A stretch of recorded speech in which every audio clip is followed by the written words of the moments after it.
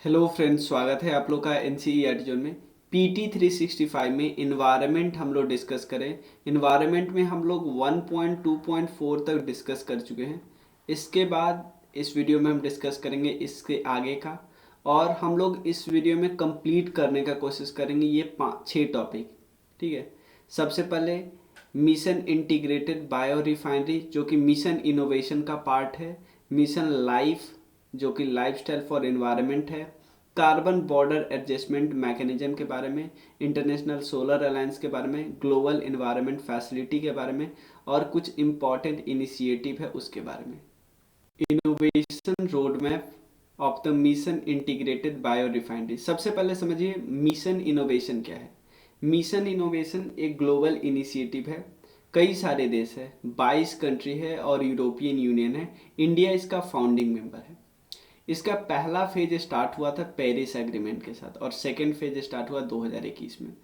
Mission innovation के अंदर 7 mission है, और एक मिशन इनके इसके अंदर क्या है, मिशन इंटीग्रेटेड बायो रिफाइनरीज।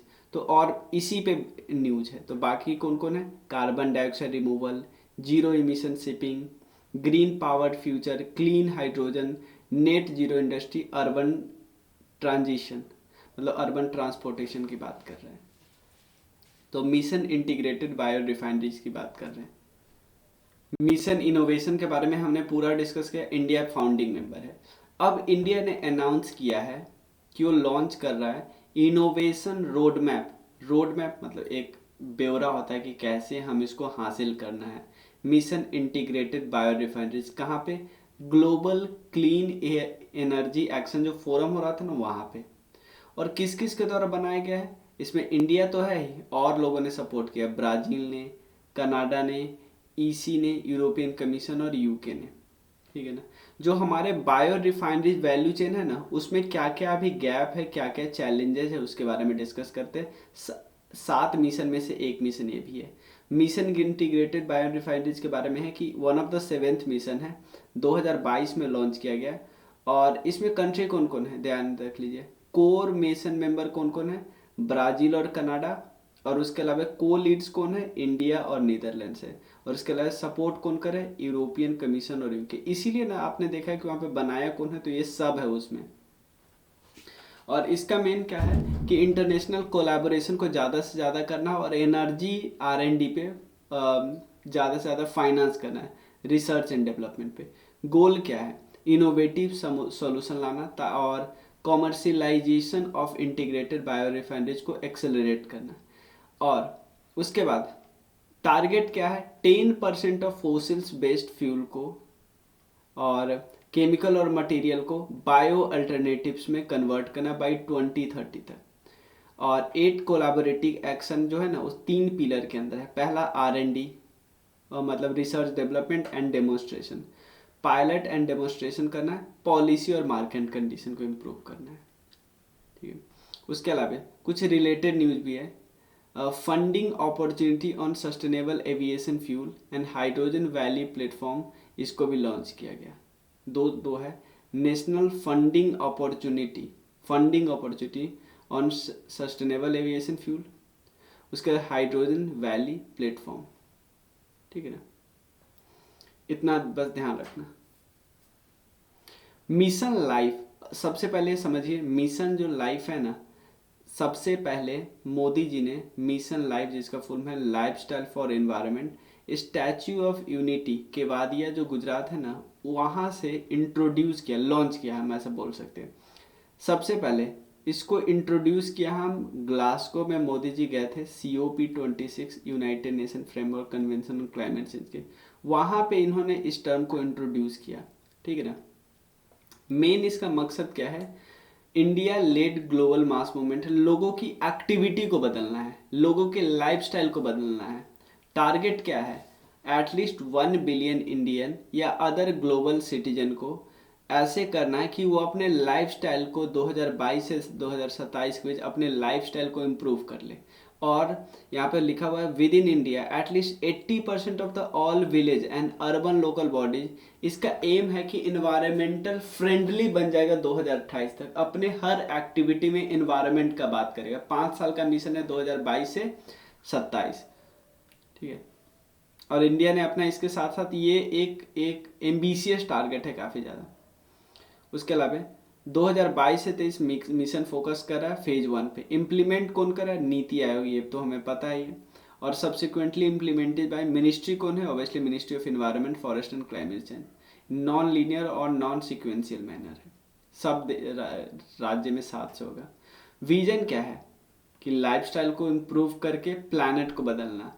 तो इसीलिए हम चाहते हैं प्रो प्लैनेट पीपल बने, प्रो प्लैनेट पीपल बने। नेक्स्ट है उसके अलावा world economic forum Davos agenda 2022, India prime minister ने P3 मूवमेंट को इंट्रोड्यूस किया था, ये वाले। और लिस्ट 75 लाइफस्टाइल को जो प्रैक्टिस है ना कि भाई लाइफस्टाइल को प्रोटेक्ट करना है, तो ये 7 लाइफस्टाइल है। एनर्जी को सेविंग करना है, उसके अंदर कई सारे हैं। इसके ये 7 है और 7 के अंदर टोटल मिला के 75 है इसका। वाटर को सेव करना है, सिंगल यूज प्लास्टिक को रिड्यूस करना है, सस्टेनेबल फूड स्टाइल को अडॉप्ट करना है, वेस्ट को रिड्यूस करना है, स्वच्छता एक्शन, हेल्दी लाइफस्टाइल को अडॉप्ट करना है, ई वेस्ट को रिड्यूस करना है। ये सब इसके अंदर तरीके हैं, याद रखें। 3 फेज है मिशन लाइफ के। डिमांड को चेंज करो, सप्लाई को चेंज करो, पॉलिसी को चेंज करो, ठीक है। नेक्स्ट है carbon border adjustment mechanism. Simple एक मैं उदाहरण देता हूँ। एक है बायर है और एक है सप्लायर है। एक सप्लायर जो यूरोपियन यूनियन का है, तो इसमें तो पता है यूरोपियन यूनियन पे ऑलरेडी टैक्स लगा चुका है क्योंकि आप कार्बन को यूज कर रहे हो। मान लो ऑलरेडी टैक्स लग चुका है 20%, ठीक है। लेकिन कोई नॉन यूरोपियन देश जो ऐसा चीज बेच रहा है जिसमें कार्बन का यूज किया है, लेकिन इनके देश में टैक्स 10% लग रहा है, ध्यान देना, इनके देश में टैक्स 10% लगा। तो ये अगर यूरोपियन यूनियन में सब बना हुआ सामान बेचने आ गए तो इनके सामान पे तो 10% टैक्स यहाँ पे लगा ना, तो 10% जो यहाँ का बचा, 20% यहाँ पे लगा रहे कार्बन पे, यहाँ पे 10% लगवा के आए तो इनका सामान सस्ता पड़ जाएगा ना यहाँ पे। तो इसी को हटाने के लिए यहाँ पे जो बचा टैक्स था 10% का गैप जो बचा ना, 10% टैक्स यहाँ पे यूरोपियन यूनियन के कंट्री ले लेगी। इसी को बोलते हैं कार्बन बॉर्डर एडजस्टमेंट मैकेनिज्म, कि भाई आपको जो नहीं लगा था आपके अपने देश में वो आके हमको दो। इसीलिए इंडिया अपोज कर रहा है इस पर्टिकुलर चीज का। और इस प्रोपोजल यूरोपियन यूनियन के द्वारा दिया गया था, जो COP27 है ना, United Nation framework convention on climate change के शर्म अल शेख के पास जो COP, तो इंडिया इसको अपोज कर रहा है, ठीक है ना, कि ये सही नहीं है, ठीक है ना। उसके अलावा यहाँ पे देखो ये CBAM सर्टिफिकेट टू इम्पोर्ट, ठीक है ना, मतलब ये रोक लेंगे और उसको पहले टैक्स ले लेंगे। अपने देश का होगा तो इसको नहीं रोकेंगे, ये बात ध्यान रखिए। प्लान फ्रॉम यूरोपियन यूनियन, ये प्रोपोजल था 2021 से, और इसको कहाँ कब तक लगाया, कब से शुरू करेंगे? 2026 पे। ऐसे प्रोडक्ट जो कार्बन यूज कर रहे थे, जैसे iron, steel, cement, fertiliser, aluminium, electricity. Main मकसद तो हमने देख ही लिया, चाहते हैं कि भाई जितना टैक्स यूरोपियन कंपनी ने पे किया है उतना आप भी करो, ठीक है ना। Part of fit for 55 in 2030 package, मतलब ये उनका ये चीज़ है, उनका मकसद है कि मकसद क्या है कि 55% कार्बन ग्रीन हाउस गैस को कम करना है 2030 तक। किस लेवल पे? 1990 वाले लेवल से 55% कम करना है यूरोपियन क्लाइमेट लॉ के हिसाब से। तो भाई बाहरी देश को भी तो फॉलो करना पड़ेगा ना, यही बस चाहते हैं, ठीक है ना। फंक्शनिंग कैसे? EU importers buy carbon certificate corresponding to carbon price on the line of, इससे खरीदेंगे। Deduction can be claim from their CBAM liability if not already paid. हाँ भाई अपने देश में ऑलरेडी पेड किया है तो डिडक्शन मिल सकता है। कार्बन बॉर्डर टैक्स और कार्बन लीकेज की बात करते हैं। ये simple carbon border tax normal बात है। टैक्स ऑन कार्बन एमिशन, ठीक है। कार्बन लीकेज की बात क्या है? Undermining of global climate effort due to the relocation of production, मतलब कि ग्लोबल क्लाइमेट एफर्ट पे लोग काम कर रहे हैं, उसके बाद उसके अलावा कहीं और पे बहुत ज़्यादा कार्बन का खर्चा हो रहा है, लीकेज हो रहा है प्रोडक्शन में, तो इससे क्या होगा, ओवरऑल तो ले है कि यार कोई फायदा ही हो ही नहीं रहा है। सिग्निफिकेंट इसने है कि एड्रेस कार्बन लीकेज इशू हो जाएगा, ये वाला चीज़। Upholding the polluter pays principle, हाँ ये भी भाई, आप निकाल रहे हो तो आप पैसा दो, आप यूज करो पैसा दो। इंश्योर ग्लोबल क्लाइमेट एफर्ट, ये भी सही है। Incentive non European Union countries to increase their climate ambition. Encourage the more rapid application of renewable technology, simple बात है। इंटरनेशनल सोलर अलायंस की बात करते हैं। जनरल असेंबली मीटिंग जो हुआ आईए का, अप्रूव किया सोलर फैसिलिटी को अप्रूव किया है। तो जनरल असेंबली की जो मीटिंग हुआ आईएसए का, उसने अप्रूव किया सोलर फैसिलिटी। सोलर फैसिलिटी क्या है, एक गारंटी, पेमेंट गारंटी मैकेनिज्म है जो चाहती है कि सोलर प्रोजेक्ट पे इन्वेस्टमेंट आए। सोलर प्रोजेक्ट पे investment B with to financing component. दो फाइनेंसिंग कंपोनेंट क्या क्या हम बताते हैं, एक सोलर पेमेंट गारंटी फंड और एक सोलर इंश्योरेंस फंड। इससे क्या होगा, सोलर पेमेंट गारंटी फंड से क्या प्रोवाइड किया जाएगा, partial guarantee and enable investment in geography, ऐसे देश में जहां पे इन्वेस्टमेंट नहीं आती वहां पे इन्वेस्टमेंट देने की बात की जा रही है। सोलर इंश्योरेंस फंड, इससे क्या होगा, रिड्यूस होगा the burden of insurance premium, ये बात याद रखिए। For solar development in pre revenue phase, जो प्रीमियम होता है ना, उसका जो इंश्योरेंस प्रीमियम होता है उसका बर्डन रिड्यूस होगा। किसके द्वारा, किस पे बर्डन रिड्यूस होगा, सोलर डेवलपर पे। उसका ऑब्जेक्टिव क्या है भाई, अन सब जो मार्केट है ना वहाँ पे प्राइवेट कैपिटल का फ्लो बढ़ जाए, पैसा आ जाए वहाँ पे। और इस असेंबली में को इनमें मतलब इंडिया को इलेक्ट किया प्रेसिडेंट और फ्रांस को को प्रेसिडेंट। और थोड़ा आईएसए के बारे में डिस्कस करते हैं। ये treaty based inter governmental organisation है, इंडिया और फ्रांस ने डेवलप किया COP21 में पेरिस में, ठीक है। टुवर्ड्स 1000 स्ट्रेटजी पे काम करता है, मतलब इतना पैसा इन्वेस्टमेंट आना चाहिए 2030 तक सोलर एनर्जी के सॉल्यूशन के लिए। उसके अलावा delivering energy access to 1000 million people, और मतलब कि 1000 मिलियन पीपल तक एक क्लीन एनर्जी सॉल्यूशन पहुंचना चाहिए। और 1000 गीगावाट सोलर एनर्जी की कैपेसिटी इंप्रूव होनी चाहिए, लगनी चाहिए, पूरे दुनिया की बात करें तो। सिंपल पूछेगा टुवर्ड्स 1000 स्ट्रेटजी किस ऑर्गेनाइजेशन का है, सिंपल पूछ सकता है आईएसए का है। मेंबरशिप क्या है, 92 कंट्री है इसमें, और यूनाइटेड नेशन जनरल असेंबली ने इसको ऑब्जर्वर स्टेटस दे दिया है 2021 में। और आईएसए का असेंबली है ना, इसका मेन डिसाइसिव मेकिंग बॉडी है, टोटल 110 मेंबर है। मेजर इनिशिएटिव क्या है, ISA solar technology and application resource centre, ठीक है ना। और ये मतलब कि आईएसए के मेंबर को सपोर्ट करते हैं, उसको टेक्नोलॉजी प्रोवाइड करना, ट्रेनिंग देना, ये सब।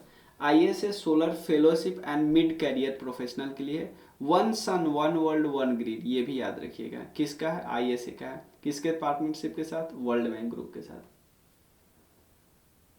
ठीक है। नेक्स्ट क्या है, रिलेटेड न्यूज है। एमओयू साइन किया गया है आईएसए और किसके साथ, international civil aviation organisation, international civil aviation organisation, ठीक है ना। तो CO2 emission in this sector इसीलिए किया गया, नॉर्मल बात है। और इंटरनेशनल सिविल एविएशन ऑर्गेनाइजेशन की बात करते हैं, इस्टाब्लिश किया गया किस कन्वेंशन के अंदर, शिकागो कन्वेंशन के अंदर इस्टाब्लिश किया गया। ऑब्जेक्टिव क्या है, रिड्यूसिंग कार्बन एमिशन, किस सेक्टर में, एविएशन सेक्टर में। हेडक्वार्टर का है मॉन्ट्रियल जो कि कनाडा में है। मेंबरशिप क्या है, 193 नेशनल है, ठीक है ना। और कुछ और फंक्शन क्या है, मेंटेन आईएसओ सेक्रेटेरिएट को। उसके अलावा new transport policy, standardise innovation, इस सब पे रिसर्च करना, नॉर्मल बात है। Global innovation facility, global innovation facility के काउंसिल की बात कर रहा है। सबसे पहले थोड़ा ग्लोबल इन्वायरमेंट फैसिलिटी के बारे में थोड़ा डिस्कस कर लेते हैं। इस्टाब्लिश किया गया था 1992 में रियो अर्थ समिट के पास, और एकमात्र मल्टीलैटरल फंड है जो सारे इन्वायरमेंट के सारे एस्पेक्ट पे काम करता है। मेंबरशिप कितने हैं, 185, इंडिया मेंबर है, ध्यान रखना। हेडक्वार्टर क्या है, वाशिंगटन DC में है। और सिंपल आपसे पूछा जा सकता है ग्लोबल इन्वायरमेंट फैसिलिटी से किस किस कन्वेंशन के लिए फाइनेंशियल मैकेनिज्म का काम करता है। सबसे पहले convention on biological diversity, United Nation framework convention on climate change, Minamata convention on mercury, United Nation convention to combat desertification और Stockholm convention on persistent organic pollutant. अब देख ले, ग्लोबल इन्वायरमेंट फैसिलिटी का council है, वो main governing body है, ठीक है। और कंपोजिशन क्या है, टोटल 32 मेंबर अपॉइंट किया जाते हैं कंस्टिट्यूएंसी से, मतलब 14 मेंबर डेवलप्ड कंट्री से आती है, 16 डेवलपिंग से और 2 फ्रॉम इकोनॉमिक्स इन ट्रांजिशन से आती है। और मेंबर रोटेट करते रहते हैं और कंस्टिट्यूएंसी डिटरमाइन करती है सबका interval. India presently member of constituency, याद रखिएगा। और comprise of following countries, Bangladesh, Bhutan, India, Maldives, मतलब इस पर्टिकुलर ग्रुप से एक कंट्री जाएगी नहीं, क्योंकि और 2 साल में 2 बार मिलती है, ये बात याद रखिएगा। डिसीजन जो भी होता है वो कंसेंसस से होता है और ऑपरेशनल पॉलिसी वगैरह बनाना है, सब नॉर्मल बात है। एक चीज़ और याद रखिएगा, ऑब्जेक्टिव क्या है, डेवलपिंग कंट्री को सपोर्ट करना, पैसे देना इन 5 फोकल एरिया में। और अदर की इंफॉर्मेशन क्या है, fund manage by global environment facility के द्वारा कौन कौन सा फंड मैनेज किया जाता है, स्पेशल क्लाइमेट चेंज फंड, ध्यान देना, स्पेशल क्लाइमेट चेंज फंड और least developed countries fund. Special climate fund, least developed countries fund, 2 fund है ना। उसके अलावा और भी कई सारे प्रोटोकॉल वगैरह को सपोर्ट किया जाता है, उतना ध्यान रखने की जरूरत नहीं। अब हुआ क्या, और डिस्कस कर लेते हैं। 62वां मीटिंग हुआ, जिसका will be the final council of GEF trust fund. ये 4 ईयर फंडिंग साइकिल जो क्लोज हो गया and commencing GEF 8 cycle start होगा, ठीक है ना। और ग्लोबल इन्वायरमेंट फैसिलिटी जो 7th फंड, ये सपोर्ट करता है, सेफ गार्ड करता है वर्ल्ड के फॉरेस्ट, ये सब बातें नॉर्मल बातें। की हाईलाइट क्या है, लीडर ने प्लेज किया for nature to reverse species loss by 2030, reverse करेंगे। 29 डोनर कंट्री है, इन्होंने इतना प्लेज करने की बात की है, एड्रेस करेंगे थ्रेट जो भी प्रॉब्लम है उसको, ठीक है। तो इससे रिलेटेड सारे हो गए। अब 2 फंड जिसके बारे में बात करते हैं, ग्लोबल इन्वायरमेंट फैसिलिटी, ये लीस्ट डेवलप्ड कंट्रीज का फंड है। उसके अलावा ये स्पेशल क्लाइमेट फंड है, ये 2001 में इस्टेब्लिश किया गया, ये भी 2001 में। काम वही है, नॉर्मल बात सब लिखा हुआ है, ठीक है ना, कि स्मॉल आइलैंड कंट्रीज को सपोर्ट करेंगे, टेक्नोलॉजी ट्रांसफ़र करेंगे। अब चलो रिलेटेड न्यूज क्या है, GEF स्मॉल ग्रांट प्रोग्राम है, स्मॉल ग्रांट प्रोग्राम। ये किस किस के द्वारा, ये ministry of environment, forest and climate change, UNDP और टेरी जो तक एनर्जी रिसोर्स इंस्टीट्यूट है ना, उसके द्वारा बनाया गया। और कॉर्पोरेट प्रोग्राम GEF ये लॉन्च हुआ 1992 में ड्यूरिंग द यूथ समिट, ठीक है। फाइनेंशियल और टेक्निकल सपोर्ट प्रोवाइड होती है सबके तरफ से, सिविल सोसाइटी वगैरह था सबकी तरफ से, ठीक है। ये जो पार्ट है ना, कुछ इम्पॉर्टेंट न्यूज, ये वाला हम अगले वीडियो पार्ट में डिस्कस कर लेंगे, क्लाइमेट मिटिगेशन एंड एडॉप्शन में, ठीक है। पहले देख लेते हैं कि वो टॉपिक क्या है।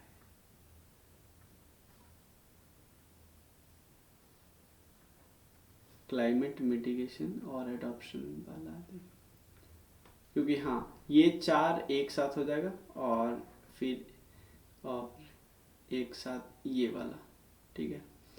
ये दोनों एक साथ हम डिस्कस कर लेंगे, ठीक है। तो मिलते हैं फिर नेक्स्ट वीडियो में। आपको कोई डाउट हो, छोटा छोटा वीडियो है लेकिन काफ़ी इफेक्टिव वीडियो है, आपको कोई भी डाउट है तो बताइएगा। Thank you so much.